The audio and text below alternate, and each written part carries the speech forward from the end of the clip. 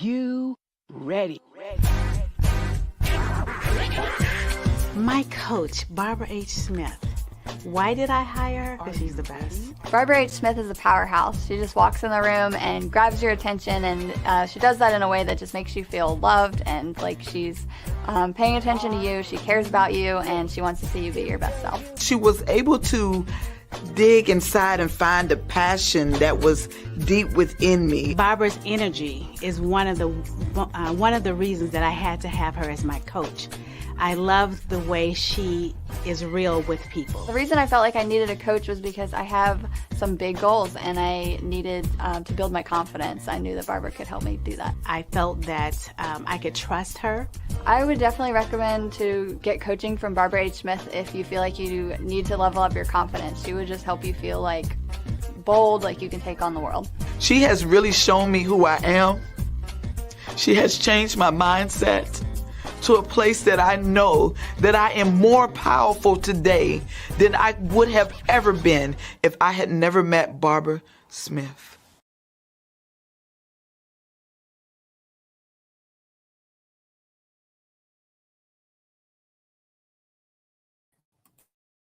Oh, here we go again. It is Thursday, and I know I say it all the time, super excited for our next guest. But before I do, let me explain a little bit about why we do the Empowering You Show. The Empowering You Show is a platform to allow people who are doing great things in the community or small business owners an opportunity to come on the show and tell about themselves and what they do so that you can understand that you need to do business with them. Today's no different. Before I introduce our next guest, let me bring to the platform my girl, the sensationally smooth, always sassy Shani Smith. Hey now. Hey, girl, hey. Can you believe it's January 19th? No, I cannot, but it is. And this month, we talked about criminal justice and how people can get help from the criminal justice system. Last week, we had Dr. Taneen. She was marvelous. And I know today's going to be no different. What do you think? I know for a fact it's going to be no different. Okay. Because we're talking about fresh start. Who doesn't want to talk about that? Yeah, especially if you've made some missteps in your life and you have found yourself behind prison walls and now you're out and you want help. You need help. You are searching for help. We've got somebody today that's going to help you do that. Is that all right? That's all right. Our next guest is a native of Hilton Head, South Carolina. Hilton Head Island, South Carolina. At 19, he was given a life sentence with the possibility of parole after serving 20 years. He entered prison without an education, but not only did he educate himself, but he helped others get their education. With the support of his family and friends, he got his GED and enrolled in business management courses at Ashworth University. He started drawing attention, but in a good way, because he was consistently rewarded for helping others. The warden didn't hesitate to give way to him to instruct and mentor others who were incarcerated.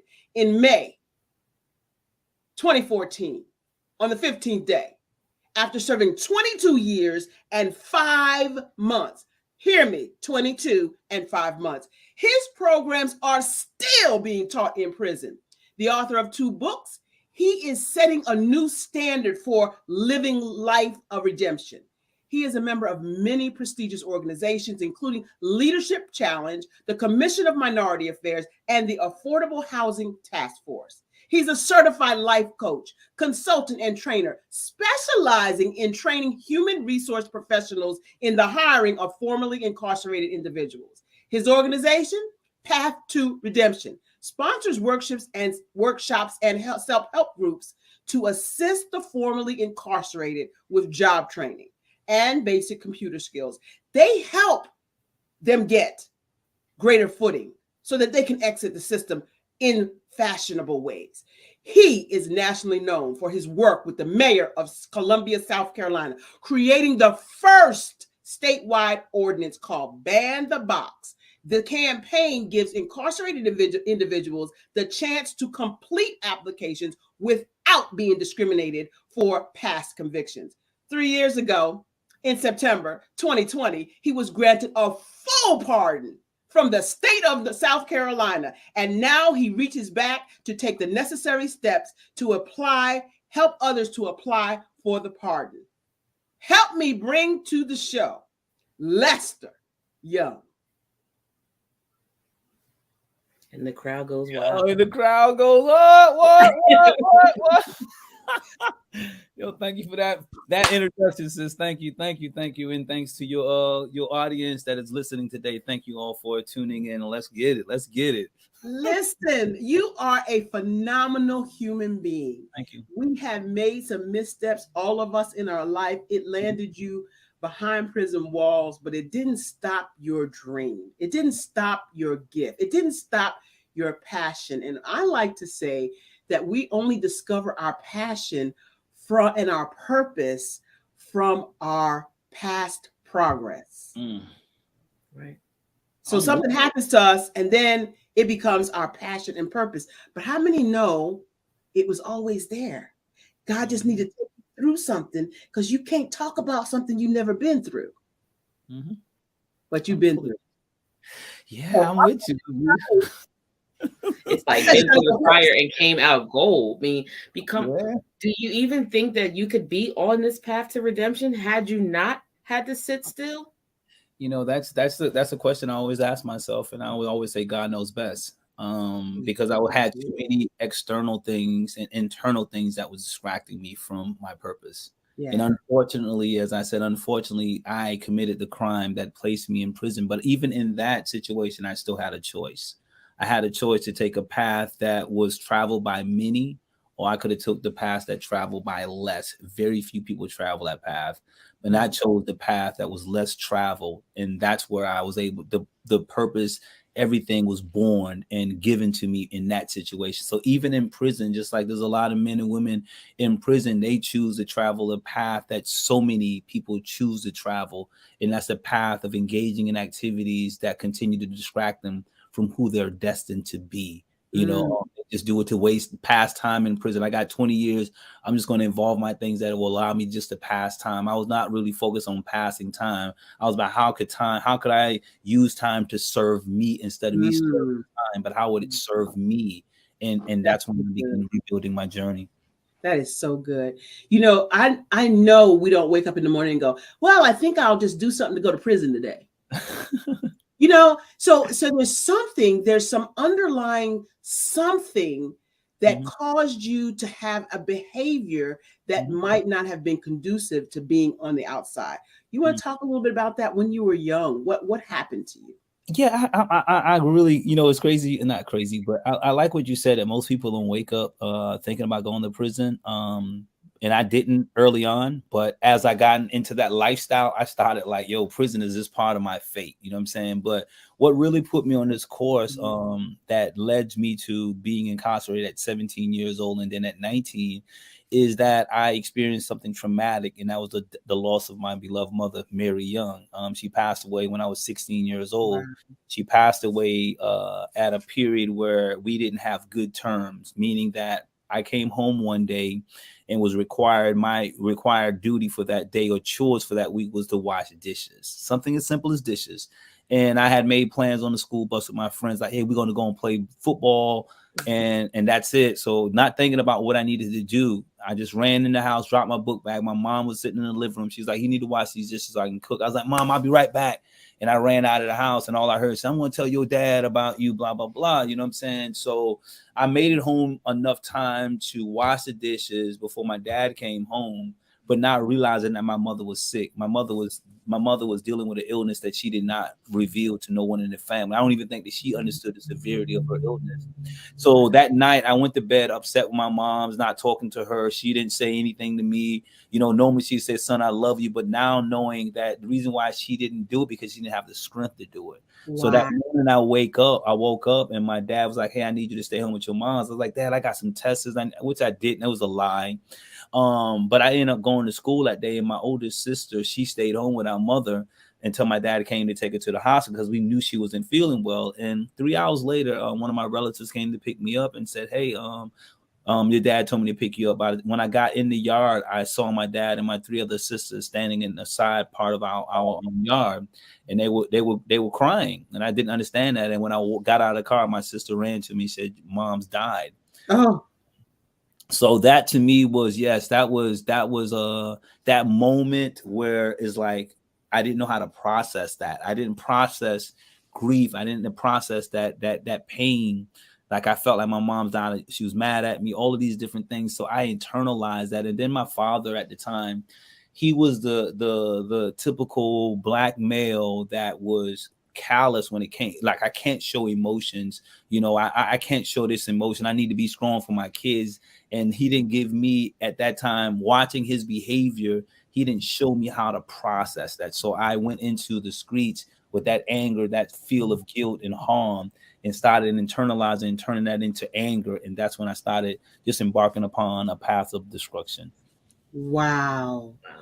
So from there, how did you, well, first, the message to everybody that's listening is we typically in the Black community don't process a lot of things. Yeah, not just grief, right? It's not just grief. And we act out, whether it's abusing our spouse, whether it's verbally abusing, whether it's physically abusing, whether it's abusing drugs or alcohol or abusing ourselves, not taking care of our bodies. Right. Food. Yeah. We have to begin to heal from these things in order to be productive citizens in our own lives. Forget about the society, but for ourselves. Yeah. Because you can do more damage to yourself than anybody else could do. Agreed. So how did you start to heal? It took me, to be honest with you, it took me many years to even understand what I was going through. And like I said, at 17 years old, I found 4 months after we buried our mother, I found myself incarcerated for possession of crack cocaine with intent to distribute crack cocaine. And I tell people, I didn't hustle for money because I didn't come from poverty. I didn't come from like what we know, like, oh, the typical Black guy. I came from a 2-parent home, middle class. It was just that my father was a man that only provided to me what he knew best. And that's just to be an example of a hardworking person, provider, but he never really understood how to even process his own emotions. Wow. So at 4 months after my mother passed, I found myself in prison at 17, still not understanding what was going on. I ended up doing a 90-day prison sentence, like a youth offender sentence. And even in that, I became more criminalized, not I became more criminalized inside of that 90-day period, and walked right out of that juvenile facility and right back into that lifestyle that I just left. It's almost like I got like this slap, not a slap on the wrist, but it, from where I was living at that time, it became a credibility for me now. Like my status in the community became a little heavier. So when you said that you don't wake up and dream about going to prison when you're younger, you may never think about that. But then as you see your other homeboys going to prison, it's almost like it's part of me now. Like I know that I may not see the next birthday, so I'm going to either die, I'm going to prison. So I was waking up every morning with that thought already in my mind. As they say, as a man thinketh, so is he. Those things, the law of attraction, I started attracting all of these things that actually confirm and affirm that this is what's going to happen. And eventually I found myself at 19 years old, standing before a judge, sentenced to life for murder, killing someone over a drug dispute. Wow. Yeah. Shani. I am speechless, because at any point after this happened, you're talking about 4 months after your mom passed, did anybody think to connect that with the grief at all? No, and that's the thing, Sonny, is that I think, like we talked about earlier, like in hindsight now, when I think about why I do the work I do, is because I believe that correctional systems and people don't really look at the root of the problem. They No, always they don't. look at the tip of the iceberg. Like I always tell people, it's not the tip that we should pay so much attention to in the iceberg. It's the underlining things that is beneath it that actually triggers a certain behavior, right? So in that process, no one never asked me that. You know what I'm saying? No one never asked me like what could have looked at the records and see that never went through a grief counseling. Me nor my sisters, we just internalized it in different ways. Mine came out in anger. My other two sisters, they turned into just shutting down. They eventually dropped out of high school. It was a lot going on. And then my dad started like drinking a little more and not like detaching from us because the grief was too heavy for him. He lost a woman he was married to for 20 years. You know what I'm saying? So it's like, you know, how do we deal with that? But we just like normalize the dysfunctionality of grief, you know what I'm saying? And that turned, and for me, unfortunately, mine turned out to be the worst situation where I found myself in prison for killing someone. And then on top of that, I'm dealing with the fact now that I'm dealing with this emotional prison of me living with the grief of the death of my mother. And now the guilt I live with also that I took another human being's life over something as simple as drugs. So all of that was very heavy on me in my first few years of my incarceration. Yeah, and even the guilt of your last interaction with your mom. Yeah. I was going to say that. He had double guilt put pressed down. Yeah, I suppressed it. And, you know, of course, like you said, in our communities, we find inside of a prison, as I mentioned earlier, imagine a 19-year-old person walking into prison with all of that. It's like it's a powder keg. It's about to explode. So, of course, when I walked in, I traveled that path where I found everything in that environment to numb me of what the reality was. Like, I didn't want it to couldn't wrap my mind around, you got a life sentence that you may die in prison, that you would never get out of. Wow. Did we just lose him? This scenario, like, how do I create this diversion from that thought process? That was incredible. I think we lost you for just a brief moment. Okay. But what I would like for you to do is talk some more about the juvenile justice system. Last week we had Dr. Taneen Bradford on, and Shani is definitely going to give you her contact information so you can connect with her, because she is over some of the systems in the juvenile justice system, and she's doing magnificent work in that vein. The two of you have got to connect so that she can, you know, give you some resources and tell you some things that they're working at DOJ. And so there's no accident in the kingdom that you are here this week and Dr. Deneen was here last week. There's no accident.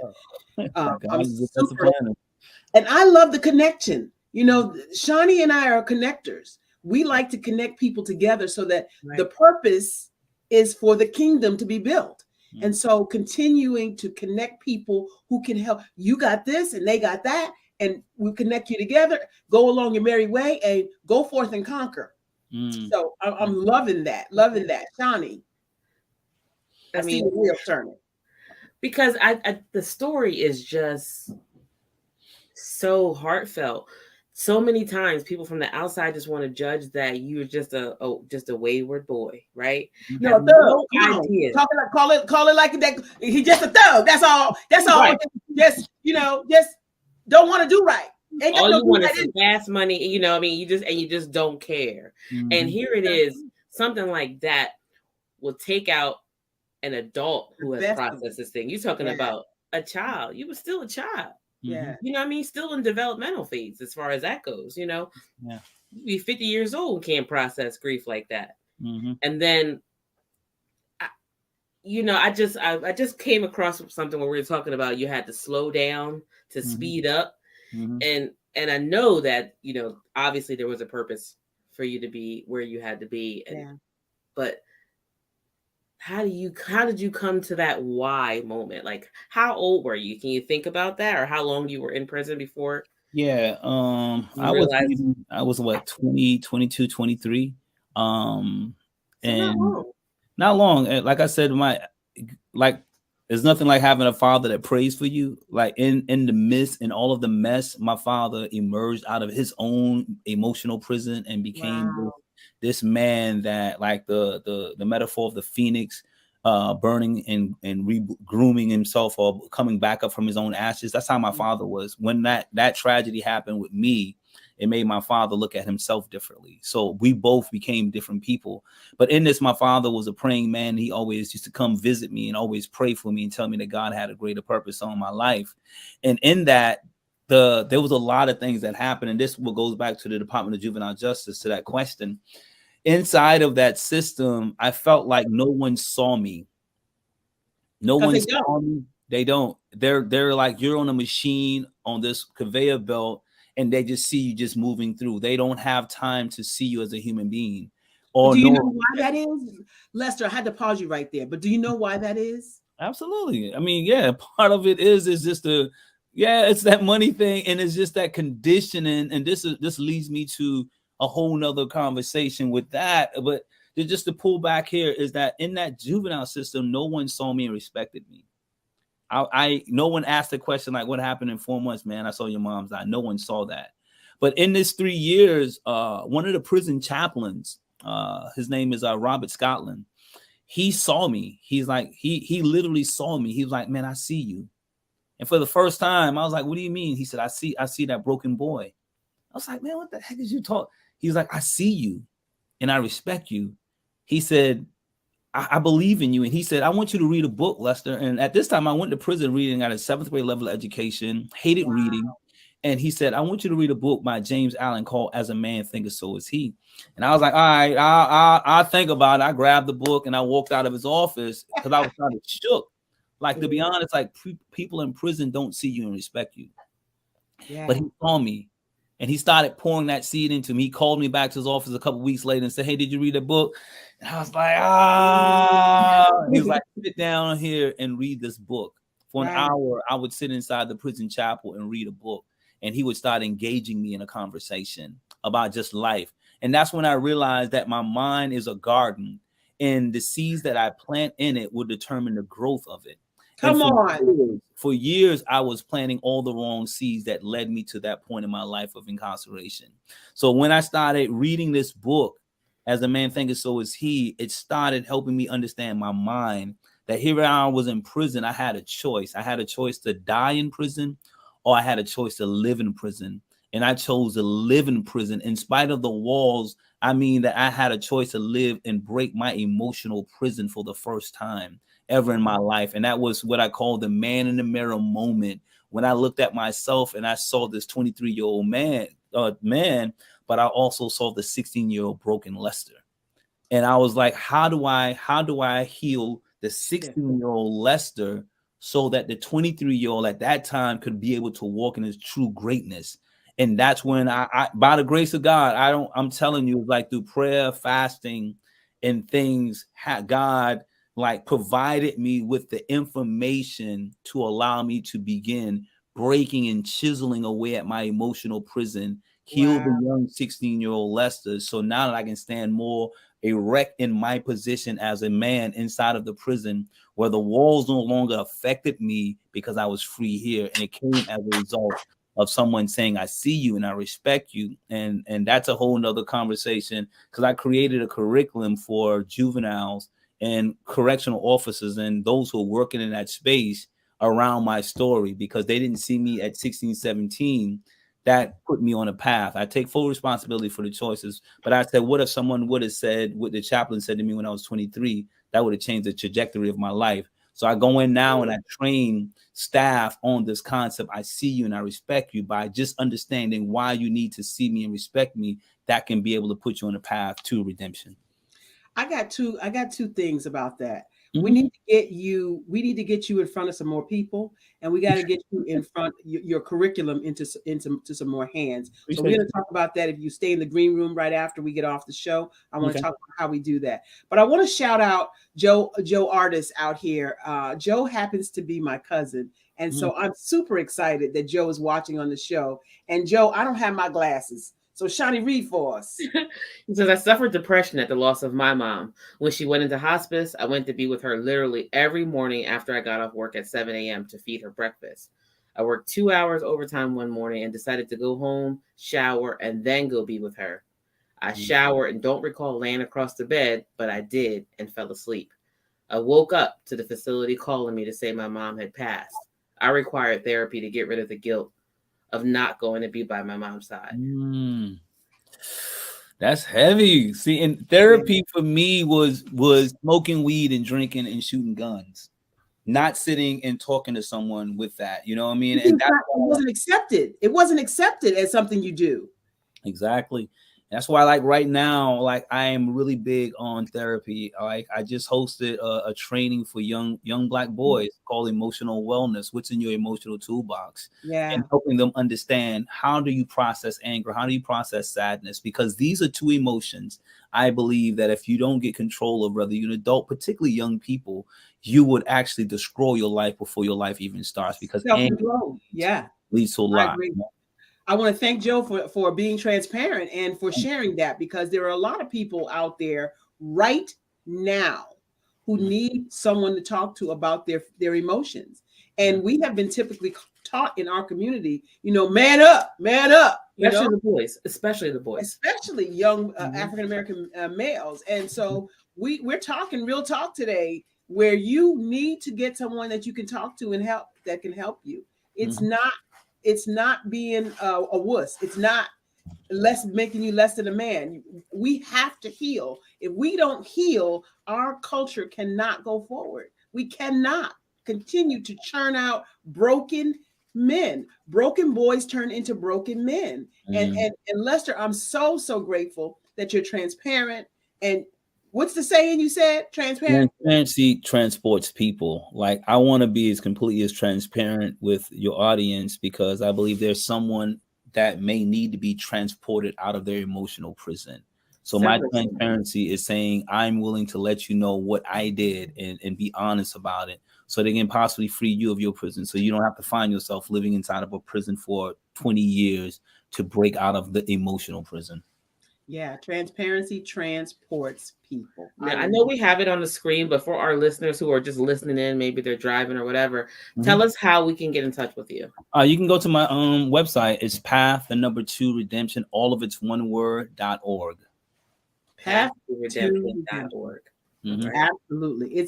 It's a phenomenal time to talk to Lester about this subject, because we definitely got to half the show already, and we haven't taken a break. So why don't we do that? Why don't we take a break? You don't go anywhere, because we're coming right back with Lester Young, the speaker, coach, motivator of Path to Redemption. I'm holding it all in, okay? Because engage, inspire, hire, empower. That's what I help you do as a celebrity, speaker, trainer, and coach. Hi, I'm Barbara H. Smith, known as the Masterful Presenter. I am the one that can help you dig deep inside your passions and deep inside your life to get you to the place you always dreamed. I had the pleasure of hearing Miss Barbara Holmes Smith speak today, and just from her speaking to me today, I have realized that I need to have personalize my alter ego and be able to put myself out there a lot more. I help through speaking techniques, teaching you how to use your words and your body language to inspire people to come up higher. Today's presentation with Ms. Barbara was just outstanding. She has really helped me with her personality, with her being so genuine and passionate about what she believes in and helping to coach, train. Her sense of humor, her energy is just incredible. How do I do that? By coaching and speaking and training.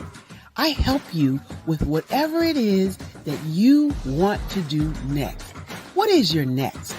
Are you ready to take your life, your career to the next level? I can get you there. Contact me at www.barbarahsmith.com.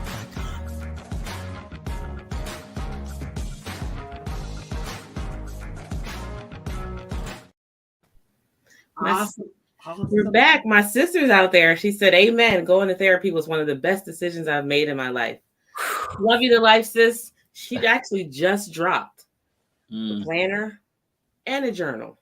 Saying bit.ly/the hardestry of KB. You want to grab that? You got to slow that down some, okay? It's bit.ly, capital T, or backslash, capital T as the hardestry, just like heart and artistry, of KB, capital KB. So go ahead and grab your copies. Lester, Mr. Young, listen, I cannot.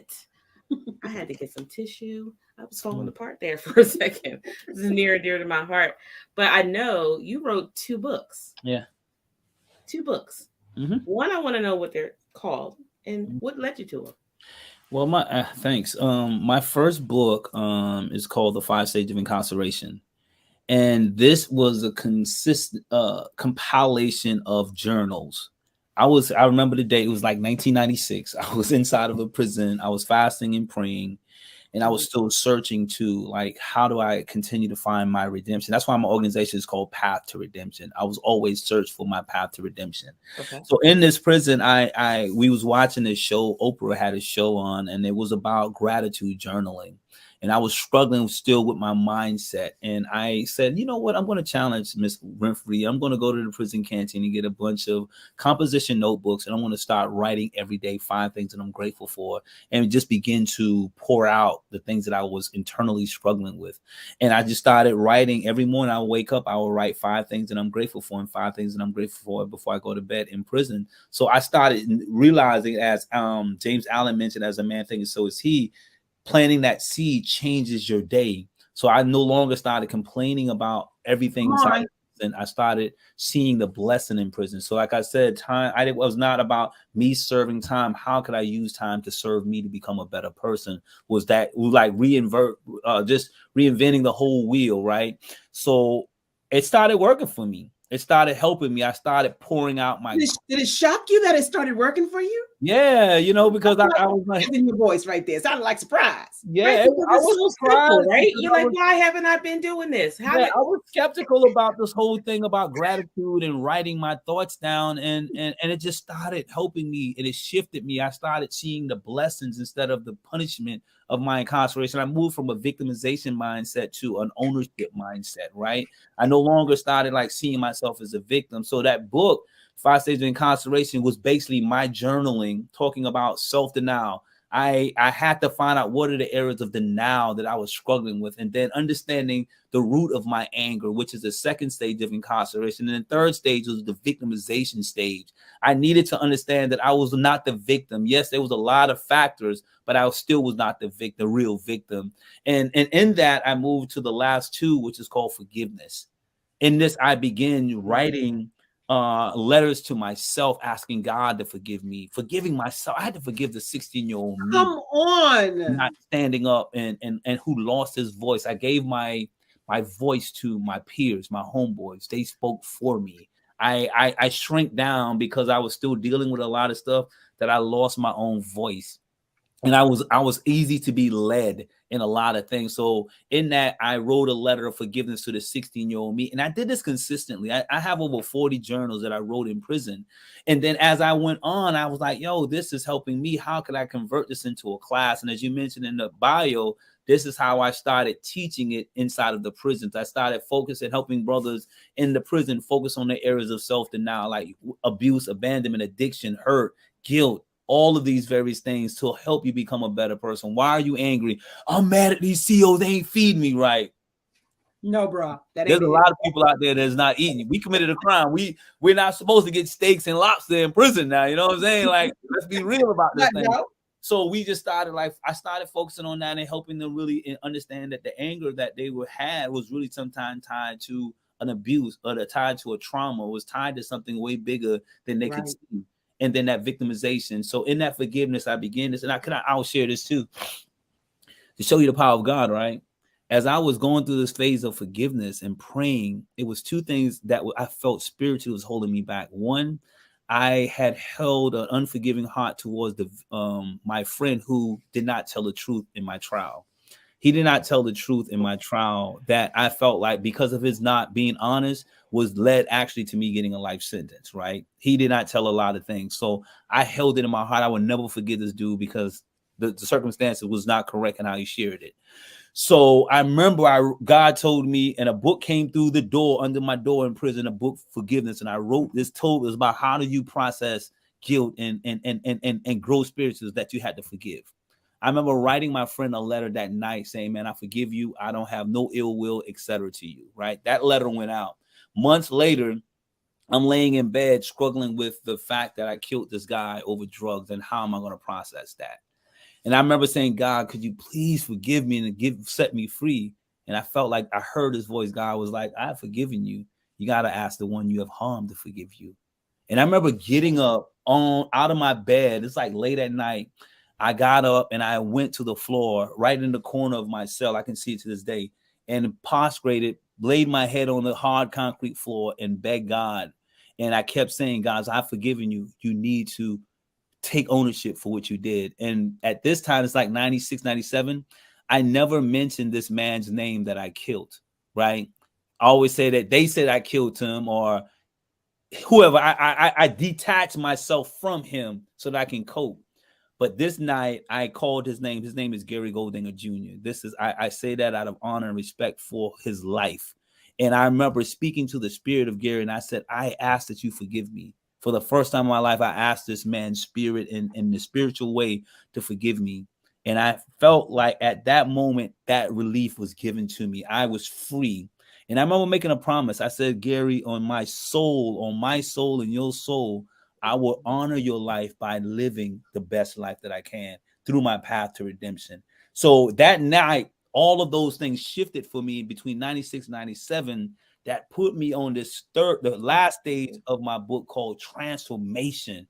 My life was transformed in these various stages of my life. So me forgiving my friend, God allowed me to experience a spiritual thing with my victim where to this day, I honor him.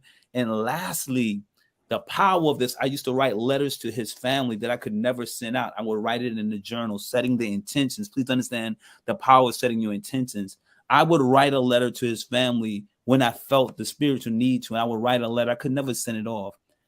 I got out of prison in 2014.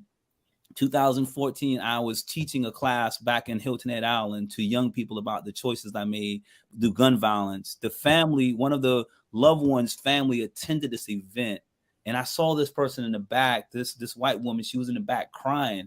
I was like, man, she's out of place. Like, she don't supposed to be here. This is, it was a setting predominantly black people. And it was just a white lady and a guy. And I'm like, man, who are they? And I started like thinking, but at the end of this, she walked up to me. Well, she asked one of my homeboys, could she speak to me? And he was like, hey, this is the guy's sister that you killed. This is her sister. I was like, oh, that makes sense now. And she walked up to me and she hugged me. And I was like, oh, this is odd. And she said, I forgive you for what you have done. And she said, your presentation today really gave me a reason why, was a reason why I forgive you, because you definitely have changed your life. She said, I've forgiven you for what you have done to our family. And on behalf of my family, I just wanted to let you know we forgive you. We are proud of you. And I was like, what? Just going back again to that intention in that prison cell, working on that forgiveness. Fast forward 2020, went up for a pardon. The family, is notified that I applied for a pardon. Right. The son, the brother, the youngest brother called me on Facebook and said, hey, man, my dad just got this letter saying that you're going up for parole. He told me to do everything what I can to help you get a pardon. Right. So I was like, word. He was like, yeah, my dad said he believed that, he has forgiven you, that it was not just your fault. His son played a role in it. And over the years, they come to understand some of the circumstances. But he said, my dad has want me to let the parole board, the pardon board, know that we want you to move forward with your life. And he said, if I need to come up there myself to do it, I will. You know what I'm saying? And he called the morning I'm at the pardon board. He's on the phone talking to these people about me and how he have learned about me helping people through Facebook. And lastly, showing you the power of forgiveness. He was struggling with a drug addiction years later. And he said, man, Lester, I want you to be my coach because you're the only one that I trust that can help me process my addiction. I have the proof. We do it. I'm about to turn my camera off so I can get it that's all the out. power of God. And that's when you asked about that book. That's just the whole story of that book. was based upon my 5 stages of incarceration, which I've been teaching it prior to me released from prison. I still teach it to this day, send it into various prisons across the country. We applaud you. We applaud you. God is so good. What can you say but wow and thank God is so good. Like yeah. And so at this stage, you should be on national television with this program to help these incarcerated, especially juvenile justice. Absolutely. That's my passion. And so I definitely know we're going to connect you with Dr. Tanine. She's going to want to hear from you. She's going to want to hear from you. As a matter of fact, you can also link with her on LinkedIn. Okay, cool. I'll follow. I'll get over for you. Don't worry. I appreciate you. Not gonna have you covered. What are your thoughts now going forward? Where do you think we're going now? Where is Lester's next? What's Lester's next? My next right now is continue to just walk in my purpose and continue to. I was just thinking about this morning. We hear this proverb says, "Iron sharpen iron," and I want to continuously be that man that privately I'm working on me, so that when I come into spaces like this, I really sharpen people, right? By adding value. So Lester right now is really focusing on continuously elevating himself, sharpening his own tools, continuously getting the counseling to help process not only all of the different things that I experienced from the loss of my mother to killing someone over a drug dispute, but just the whole 22 years of incarceration. I want to be the best version of myself. And then I want others to be able to see that it's possible. Like you can actually get out of prison and become a business owner, that you could do all of these various things. That when I got out, people say, hey, you're not going to be able to speak. You're not going to be a speaker. You can't do this. And I'm like, man, I don't want to hear none of that y'all are talking about, because y'all don't know me. Y'all don't know the God that I serve. Like I made it through the hellish thing of incarceration, that coming home from prison is just an opportunity for me to become a better person. But that starts with here. I freed myself emotionally and mentally. I invested hours of reading and educating myself and reconstructing my thought process from this victimization mindset to taking ownership and knowing that I'm an optimist. I think big. I'm a big dreamer. I have big dreams, right? Sometimes my wife and family, friends, they got to pull me back because I see the world big. Like everything I go through, I try to give it back. So even after me receiving a pardon, I'm like, I could have easily got off and just did my own thing. But I'm like, yo, a pardon is not that complicated here in South Carolina. It's only $150 for a pardon. People think you got to pay a lawyer $200 to $300 for represent. I'm like, no, let me show you how to get this done. So we raise money and with various churches, we raise money and we pay for people's pardons. So we already got we have been submitted over 150 pardon applications in South Carolina. They've seen a spike since 2020. Since they gave you my pardon, they done seen a spike. We're gonna get this brother right here. We're gonna get him. Right. They see Path of Redemption stamped on it because they see a spike. And my thing is transparency, transport. So in my transparency, in my lessons, I want to reach back and pull and say, hey, that's the only way to do it, bro. God carries you through these journeys for a reason. And you gotta use your story to continue to empower others. It's not my story. It's about how to somebody else. Yes, I say it all the time. One of the things you said, and I want to go back to it for a second, Shani. He talks about the same thing that we talk about in speaker training. Yeah. We have a speaker training class every Thursday just for you to come and check it out. If you're interested in coming, it's bit.ly/celebrity speaker, capital C, capital S. bit.ly/celebrity speaker, capital C, capital S. The rest is lowercase. But the first thing we talk about is our mindset. And you said it a couple of times, but I'm going to correct you a little bit. So as a man thinketh in his heart, so is he. Absolutely. So what comes into your heart also comes into your mind. The heart and the mind are connected. Absolutely. And you have to think better of yourself before you can think better of anything else. Yeah. There's a statistic that I share, and I'm going to share it here real quick. We think between 20 and 60,000 thoughts per day. And of those 20 to 60,000 thoughts, 80% of those thoughts are negative. And 90% of them are repetitive. So unless you grab hold of your mind and understand that you have control of your mind, you'll continue to feel like you're a victim. I'm so happy you said that you're no longer a victim. No, I'm not. It's not. It's definitely not that, you know, and it's the right, again, taking that ownership, changing that mindset. But most importantly too is healing. And also I do the speaking and training, and I tell people, they say, how could I get on a stage and tell a story about my journey? I said, if you have not healed from it, you can't tell it. No. Now that's a fact. You can't, you gotta like, yeah, like you find a lot of people, their story, they have a powerful story, they have all of the skills and techniques of a speaker, but it lands flat because you're not speaking from here, in my opinion. Like, and you're not being transparent. You ain't telling it. Transparent. You're really not telling it. That's trying to give the cute version, the pretty. Yeah, that's that super sauce. That's your superpower. Your super sauce is when you have went through it and you're able to lay that and be able to articulate that in that capacity. That's when you resonate and people gravitate to you because of authenticity and vulnerability as a speaker, a life coach. And that's the thing that I learned in prison. They were like, how do you get people to come to these classes? When the prison chaplain was like, man, we don't get this many people coming to church. And over a course of time, you got 100 people. Yeah, you got, like, my classes were always filled with men in prison. It was like, how you do it. And it was because I was transparent about brokenness. I was transparent about all of these things. Like, I just had to be honest, and that has made me the man that I am. And as a speaker, I'm able to do this in the way that I do it because of me healing from my past pain and using my pain and to turn into a purpose. Wow, Shani, you sizzling over there. I see the smokes coming out your brains right over there. I'm trying to hold back the tears because this has just been so life-changing. My final question to you would be, what message do you have for the youth in the streets right now, engaging in activities that are leading them to an early death? That's a rough incarceration. What would you say?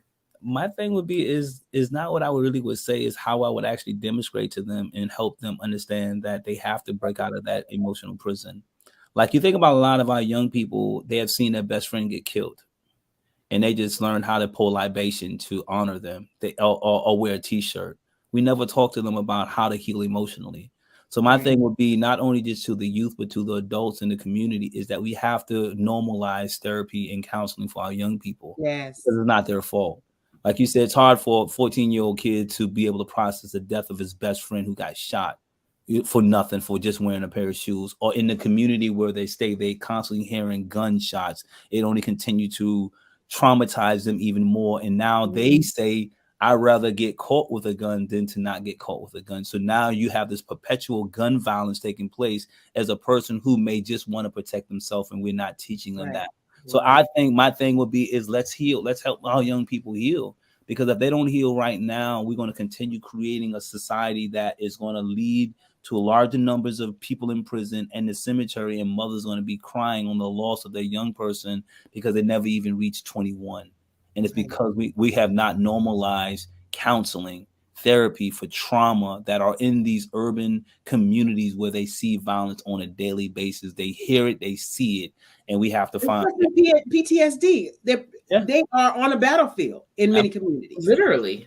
Yeah. And the trauma that they're experiencing, they're suppressing. They don't even know they've been traumatized because it's so normal. Yeah. And the other thing that we got to start censoring, and I know I'm going to hurt somebody's feelings and step on somebody's. Say it. Censoring some of these games that they're playing. Yeah. You know, it's not about shoot somebody down.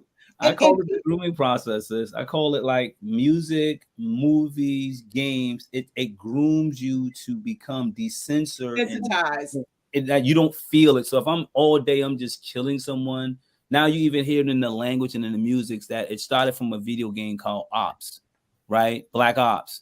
Now they're referring to individuals in their community as ops. It's like they take a theory, a terminology from a video game, and now they have incorporated music and it turned it into real life. So now the music, video games, movies, music, all of that now normalize killing, and they term ops. They're not ops. And that's another way of stripping that they're human beings. If we see them as human beings, as mothers and fathers, you're less likely to kill. So we have to like erase the human side and make them something other than, so that makes it easier to kill. And that's from the video games. And that's an unfortunate thing. And that's a lot of work. But it's called that grooming process. It grooms them for killing, incarceration, and unfortunately early death.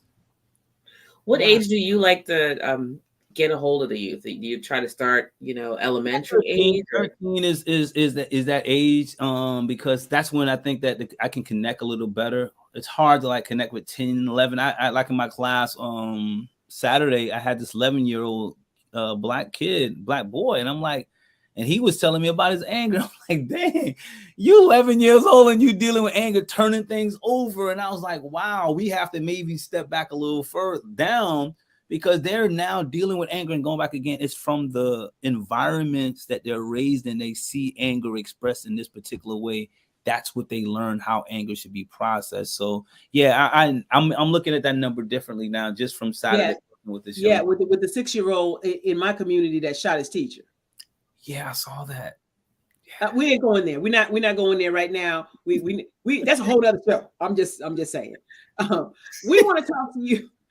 We want to thank you so much, Lester, for being here. We hope you've enjoyed your time with us.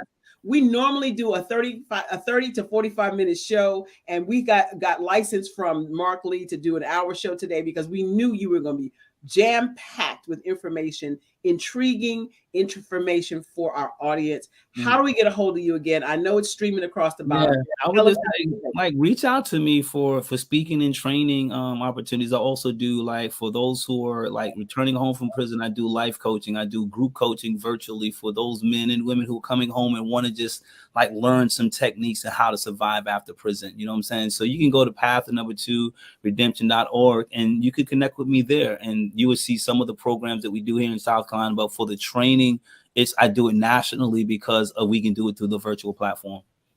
Awesome.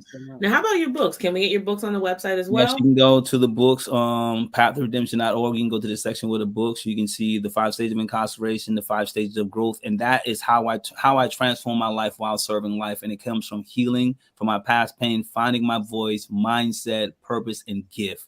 These are things that transform my life. And I believe that anybody who's looking to transform their lives, you have to heal and you have to find your voice, not the voice of your community, your peers, but find your voice and change that mind.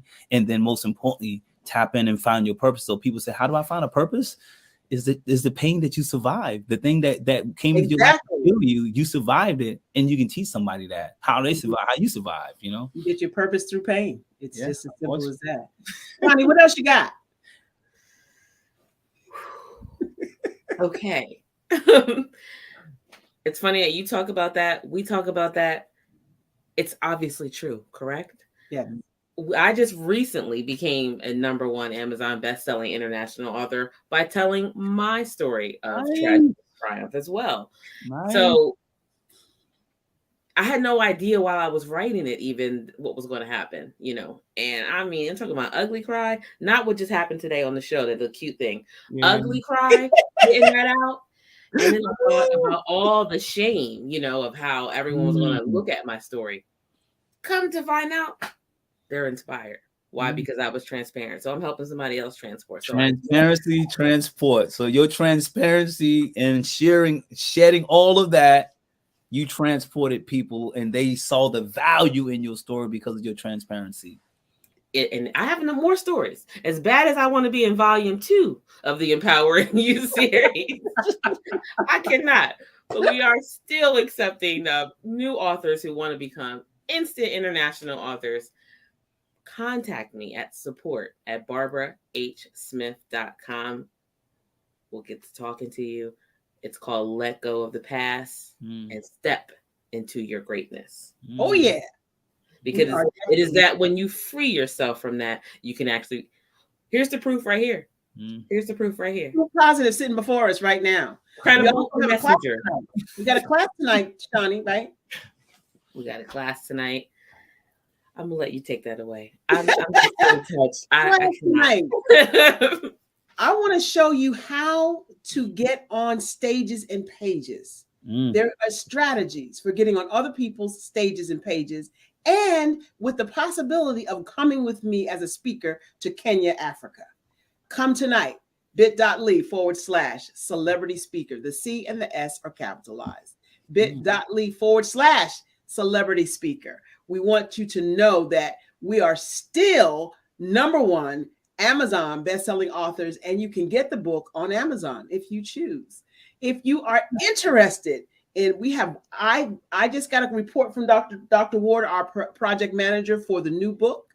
We have 1 spot left as an author. If you have been dying to write a book, don't know how to write a book, and want to become an instant international author, reach out to Shani Smith at support@barbarahsmith.com. Don't forget the H, because you know what time it is.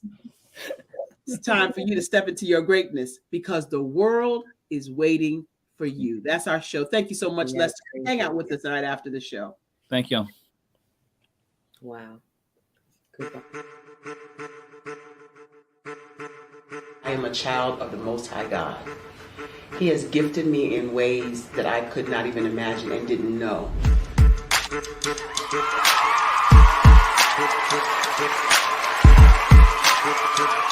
There was a time when I didn't know who I was. I listened to other people tell me who I should be, what I should do. I listened to people telling me that I should be a boutique owner, that I should be a construction manager, that I should be a laborer. Have you ever felt like you should do something else, be something else, go somewhere else, be wherever you wanted to be, and you felt like you were in a box? Anybody in the room? And you couldn't get out? Anybody in the room? And you kept trying to go and go and you couldn't get out? Anybody in the room? But let me tell you, you need to rock the box. Rock the box.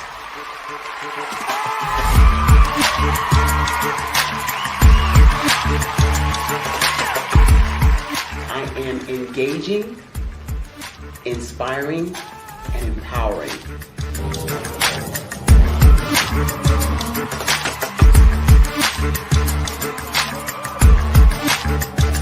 I would give you everything I know.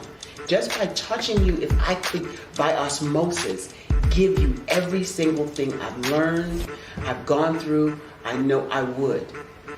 We know that's not possible, but as it is possible, I love to share information with people. Some of you out there, people have told you that you can't be, you can't have, you can't do.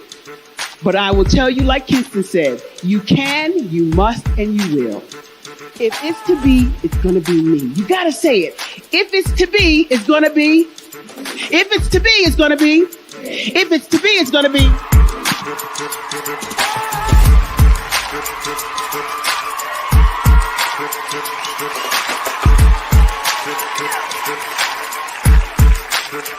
Barbara is because she believed what her mama said about her and not what other people told her.